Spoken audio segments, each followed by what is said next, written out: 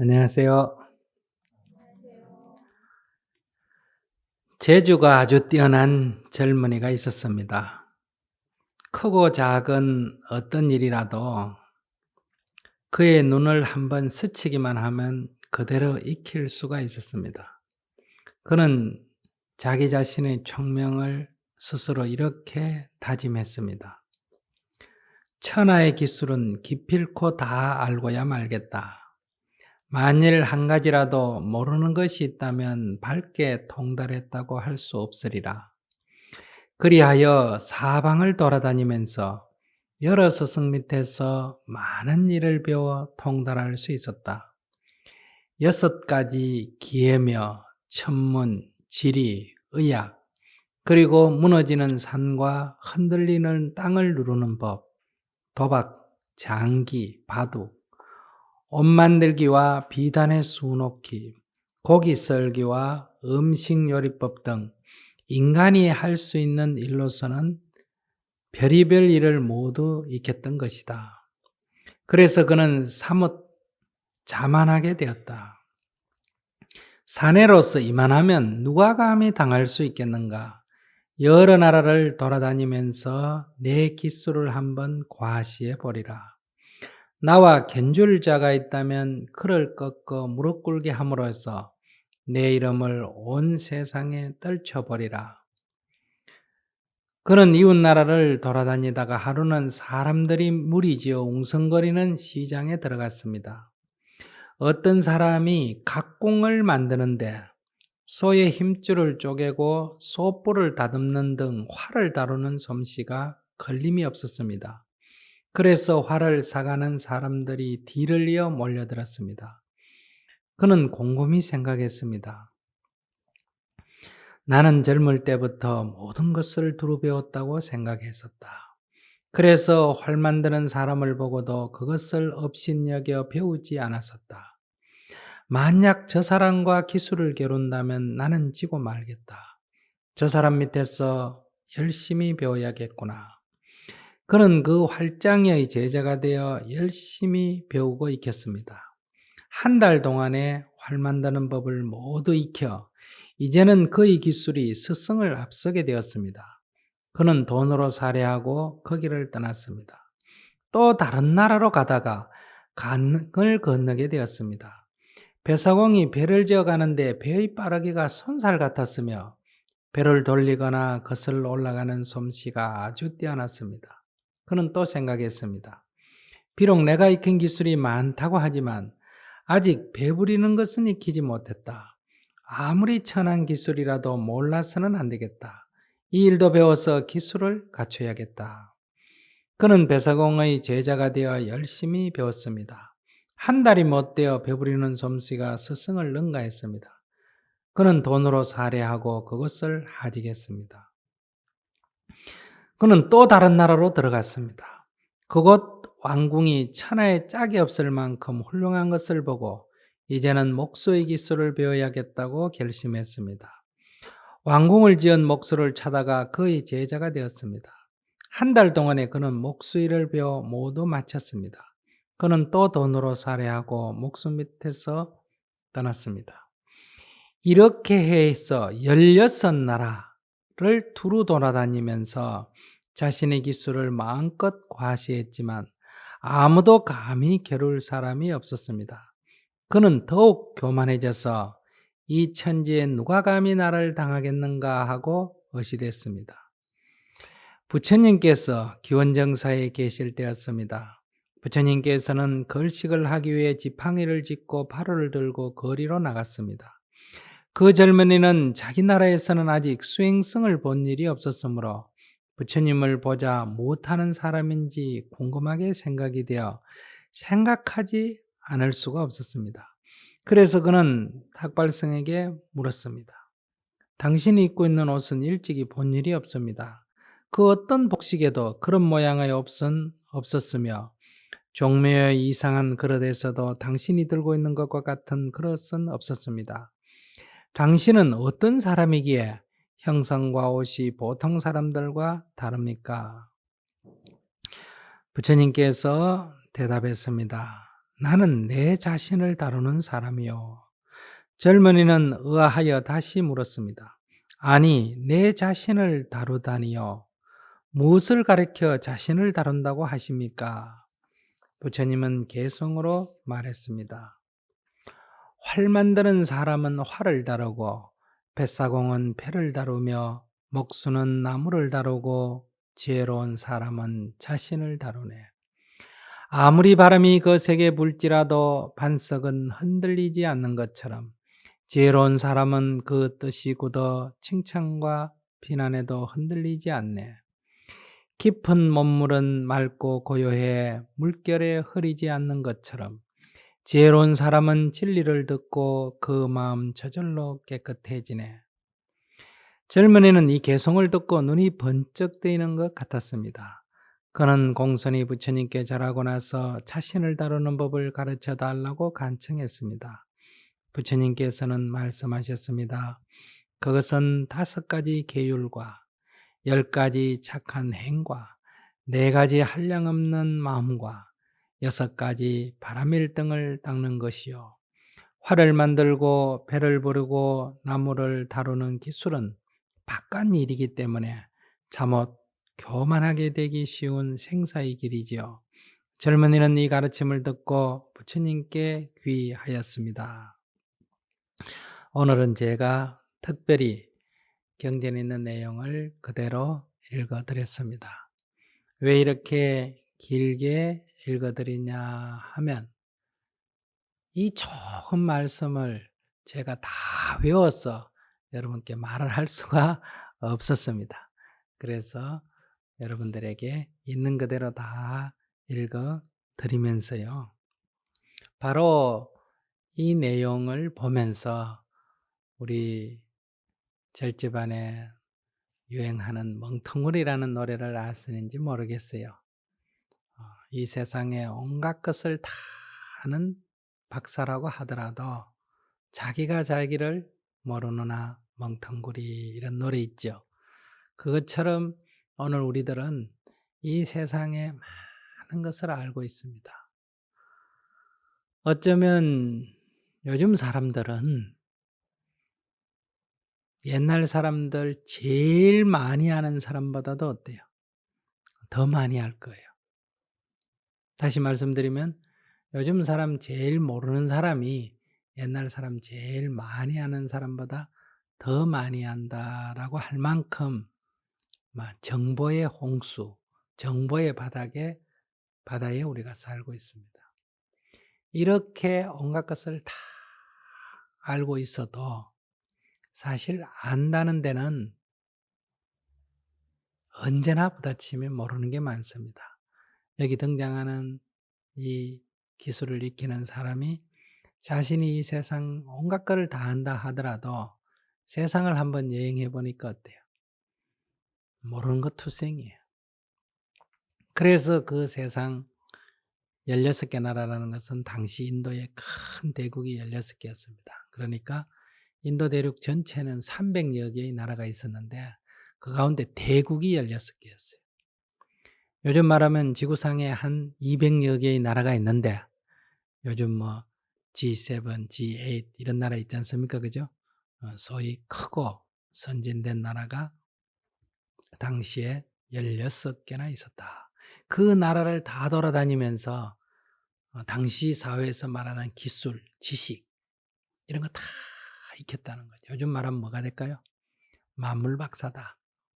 박사학위만 온갖 종류로 100가지를 딴 사람이다. 이렇게 말할 수가 있겠죠. 이렇게 기술을 많이 익히니까 마음이 어떻게 되느냐? 교만해지게 되는 거예요. 이 마음이란 건 참 묘합니다. 재물이 많으면 마음이 교만해집니다. 건방져지고 목에 힘이 들어가고. 그 이상하죠. 돈이 많으면 왜 이렇게 될까요? 공연히 목에 힘을 주고 목소리가 커지고 뻣뻣해지고 남을 깔보고 무시하고 이렇게 돼요. 아주 시골에서 순박하게 자라던 사람도 갑자기 땅값이 올라가지고 땅 부자가 되는 경우가 있죠. 개발하다 보면. 이렇게 해서 돈이 많아지면 사람이 변해요. 그러니까 많아지면 사람이 선해지고 겸손해지고 마음이 편안해지고 이런 게 아니고, 이런 것들은 많아지면 도리어 이렇게 교만해져요. 그다음에 지위도 그렇죠. 이 지위가 낮을 때는 사람이 참 좋았는데 출세하더니, 즉 지위가 높아지더니 목에 힘이 들어가고 목소리에 힘이 들어가고 뻣뻣해지고 그러지 않습니까? 그죠? 그러고 남을 얕보고 함부로 대하고 잘난 체하고. 지위가 뭔데 그럴까요?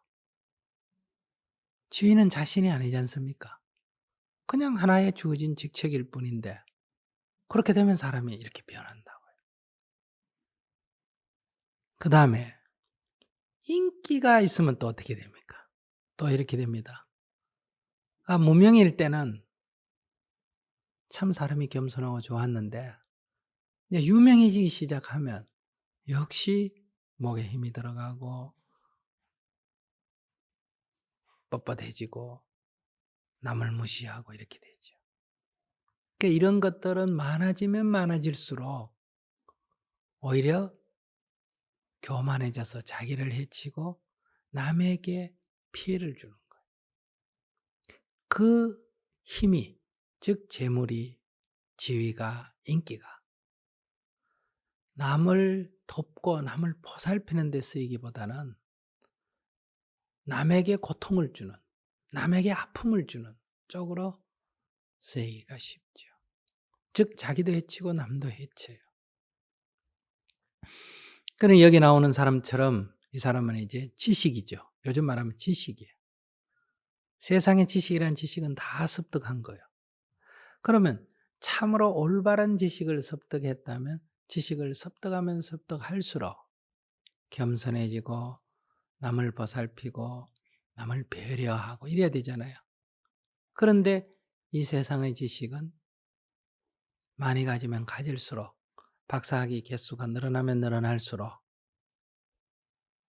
뻣뻣해지죠. 그래서 결국은 자기를 해치고 또한 남도 해친다. 그런데 이 부처님의 가르침만큼은, 이 부처님의 가르침은 많이 알면 알수록, 자기가 습득하면 습득할수록 자기 마음이 편안해지고 오히려 뻣뻣한 것이 부드러워지고 교만한 것이 겸손해지고, 그래서 남을 이해하고 남을 돕고, 그래서 나도 이롭고 남도 이로운, 나도 행복하고 남도 행복하게 해주는 이런 것이 바로 법이다. 그러면 여러분들도 또 반론을 제기하겠죠. 아이고 스님들 불교 많이 한다고, 수행생활 오래 했다고 목에 힘주고 큰소리치고 뻣뻣한 사람 얼마나 많은데요. 바로 이것이 세상 것이라는 거예요. 그것은 비록 불경이라는 이름이 붙었던, 불법이라는 이름이 붙었던, 수행자라고 이름이 붙었던, 스님이라고 하는 이름이 붙었던 관계없이 그것이 많이 습득되어지고 오래 수행 생활을 하고 했는데, 도리어 마치 돈 많은 사람처럼, 권력이 있는 사람처럼, 인기 끄는 사람처럼 변해버렸다. 스님 생활을 오래 했더니 그렇게 변해버렸다. 참선을 오래 하더니 그렇게 아나무인격이 됐다. 불교학 박사가 되더니 그렇게 됐다. 절에 오래 다닌 신도가 오래 다녔다는 걸로 신참자를 무시하고 자기만 잘난 척을 하더라. 이렇게 될 때는 이것은 불법은 아니라는 거예요. 이름만 불법이지 그것은 내용은 법이 아니다. 이 불법은 많이 알고 자기 몸과 마음에서 체득될수록 점점 더 부드러워지고 겸손해지고 자기를 편안하게 하고 남을 편안하게 하고 자기도 이롭고 남도 이로운 쪽으로 가게 된다. 그런 데서 부처님의 법은 첫째, 자기를 다스리는 법이다. 활 만드는 사람이 활을 다루듯이 자신의 탐진치 삼독을 그렇게 능수능란하게 다룬다. 뱃사공이 배를 다루듯이 그렇게 능수능란하게 자신의 탐진치 삼독을 다룬다. 목수가 나무를 주무르듯이 그렇게 잘 다루듯이 수행자는 자신의 까르마, 업을, 습관을 거기에 매이지 않고 다루게 된다. 마치 윈드서핑하는 사람이 그 파도를 이용해서 파도에 빠졌어. 허우적대는 게 아니고 오히려 그걸 이용해서 즐기듯이 바로 자기를 잘 아는 사람은 우리가 갖고 있는 이 까르마마저도 그렇게 능수능란하게 다름으로 해서 까르마의 노예가 되지 않는다. 그래서 수행자는 재물이 많아지면 오히려 뻣뻣해지고 교만해지고 남을 해치는 쪽으로 이용되지 않고 오히려 어려운 사람을 위해서 베풀 수 있는 그런 조건이 된 것에 대해서 감사하고 널리 베푸는 그런 보살행을 행하게 된다. 수행을 하게 되면 만약에 나에게 높은 지위가 주어진다면 지위는 나쁘다, 버려야 한다라고만 할 것이 아니라 그 지위를 이용해서 세상을 이롭게 한다. 힘없이 고통받는 사람에게 오히려 자신의 힘을 이용해서 그들을 구제하는 데 쓰게 된다. 또 인기가 있는 것, 인기로 인해서 교만해지거나 인기로 인해서 뻣뻣해지는 게 아니라 그 인기를 이용해서 사람들이 나를 좋아하고 그걸 이용해서 오히려 좋은 부처님의 법을 전하는 도구로 사용된다. 오늘날 우리 사회에서도 인기인이 개인의 돈벌이에만 인기를 이용하고 그 인기로 인해서 온갖 세상 사람에게 말썽을 일으켜서 세상을 혼란스럽게 하고 괴롭히고 이런 경우도 많지 않습니까? 그죠? 그런데 그런 인기인이 소위 말하면 스타가 가난한 사람을 돕기 위한 그런 캠페인에 동참을 한다든지 빙그릇 운동에 와서 캠페인을 해준다든지 모금 운동에 나선다든지 오히려 이렇게 그 인기를 이용해서 세상에 선을 증장시키는 일을 하는 경우도 있지 않습니까? 그러면 그 인기는 결코 나쁜 게 아니란 말이에요. 그러니까 재물이 무조건 나쁜 게 아니고 지위가 나쁜 게 아니고 인기가 나쁜 게 아니다. 바로 재물의 종이 되면 재물로 인해서 교만해지고 자기를 해치고 남을 해치고 권력의 종이 되면 권력을 인해서 자기를 해치고 남을 해치고 인기의 종이 되면 인기로 인해서 자기를 해치고 남을 해치고 그래서 부처님께서 그런 걸 버려라고 한 거예요. 버려라고 하니까 인기가 있으면 안 된다. 지위가 올라가면 안 된다든지 재물은 가지면 안 된다든지 이런 얘기가 아니에요. 거기에 집착하지 않을 때 그것으로 나를 삼지 않을 때 그것이 물거품 같은 줄을 알 때 오히려 그것을 중생을 교화하는 대로 이용하게 된다. 사용하게 된다. 나에게 재물이 있을 때 널리 공공한 사람을 구제하는 데 쓰고 나이가 지위가 있을 때 권력으로부터 억압받는 사람을 구제하는 데 쓰고 나에게 인기가 있을 때 그걸 가지고 세상에 이 좋은 법을 알리는 데 사용한다면 그것 또한 좋은 방편이 된다. 이렇게 되려면 바로 자기가 자기를 다스릴 줄 알아야 된다. 자기가 자기를 다스린다는 것은 마치 바깥 세상에서 활을 다루듯이 배를 다루듯이 그렇게 하는 게 아니라 바로 자기 아닌 것을 자기라고 착각하지 말아야 한다. 재물은 나가 아니에요. 지위도 나가 아니고 인기도 나가 아니고 사실 이름도 나가 아니에요. 그것은 나만 시시때때로 붙여진 하나의 이름일 뿐이죠. 근데 우리는 거기에 집착해서 그것으로 자신을 삼기 때문에 순간적으로 그것이 영원할 것 같은 생각을 하기 때문에 허상에 사로잡혀서 오히려 돈의 노예가 되고 권력의 노예가 되고 명예의 노예가 되어버린다.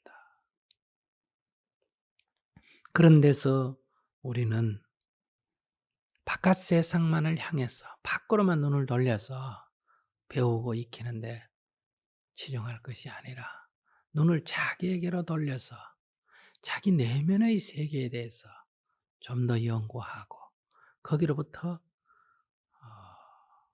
해탈을 해야 된다. 그래서 부처님께서 말씀하시듯이 지혜로운 사람은 그 뜻이 굳어 비난과 칭찬에도 흔들리지 않네. 또 지혜로운 사람은 진리를 듣고 그 마음 저절로 깨끗해지네. 이런 글귀를 우리가 꼭 명심을 해야 합니다. 은혜 농부가 부처님을 보고 너는 왜 밥 갈고 씨 뿌리고 김 메고 하지 않느냐. 나는 이렇게 노력에 의해서 먹고 사는데 너는 왜 남고 공짜로 먹으려고 하느냐. 이렇게 힐난을 했을 때 부처님께서 나도 밥 갈고 씨 뿌린다. 그 밥 갈고 씨 뿌리는 것이 바깥 일이 아니라 바로 이 무명잡초의 밭을 제거하는 밭갈이를 하고 그 다음에 이 콩덕의 종자를 심고 지혜의 추수를 하는 그런 개성을 읊은 적이 있습니다. 그래서 우리 모두 오늘 이 아주 지식이 많은 사람이 자신을 다스리는 것을 알지 못할 때 세상을 찾아 헤매게 되는데 바로 이렇게 자기를 다스릴 줄 알게 된다면 자기도 행복하고 남도 행복하게 할 수가 있다 하는 이런 교훈을 가지시기 바랍니다.